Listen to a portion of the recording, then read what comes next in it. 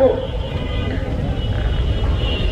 আল্লাহর কাছে শুধু এইটুকু দোয়া করবেন, আল্লাহ যাতে আমাদেরকে উসমান হাদিকে যে স্বাধীনতা সার্বভৌমত্বের পক্ষে তিনি যেভাবে কথা বলতেন সেভাবে যাতে তাকে ফেরত দেয়।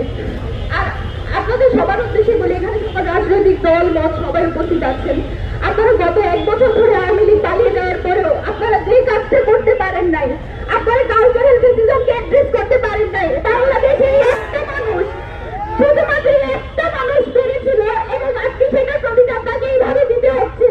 আপনারা যত সুশীলতা করছেন সেটার প্রতিদান আমার ভাইকে দিতে হচ্ছে।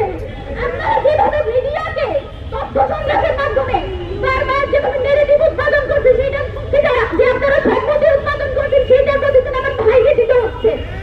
আমরা কিচ্ছু বলে যাচ্ছি না, আমরা জানি মিডিয়াতে কে কে উল্লাস করেছে। গত 2 দিন আমাদের চোখে শুধু অস্ত্র দেখতেছেন, আমাদের বুকের ভিতর যে তার হচ্ছে না আপনারা এখনো দেখেন নাই।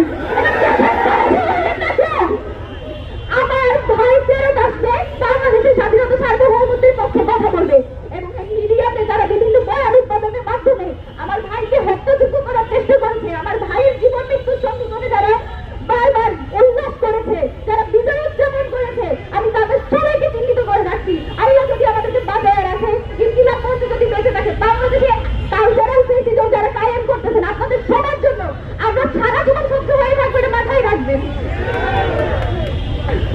আমি আপনাদের কাছে এটাই দোয়া করবো, আপনারা যে যেখানে আছেন, আমরা আওয়ামী লীগের প্রশ্নে সবসময় সবাই এক থাকি।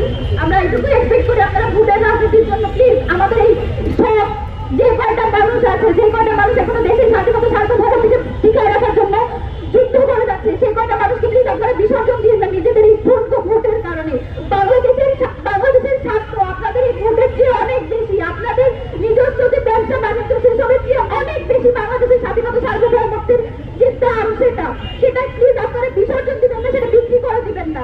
বাংলাদেশের প্রশ্নে, স্বাধীনতা সার্বভৌমত্বের প্রশ্নে ওসমান হাদি যেভাবে ভোকাল ছিল, আপনারা তার আমি বিশ্বাস করি যারা তার ফেরত আসবে। আমার ভাই যতদিন আসবে না ততদিন পর্যন্ত আমরা রাজপথ ছাড়বো না। এবং আমাদের জানের ভাই যেটা বলে গেলেন, উসমান হাদি যতদিন সুস্থ হবে না এই ঢাকা হাটের আসনে আসার কারণে এবং তার যে বয়ানগুলো ছিল, তার যে কথাগুলো ছিল সেগুলোর কারণে আজকে তার এই অবস্থা।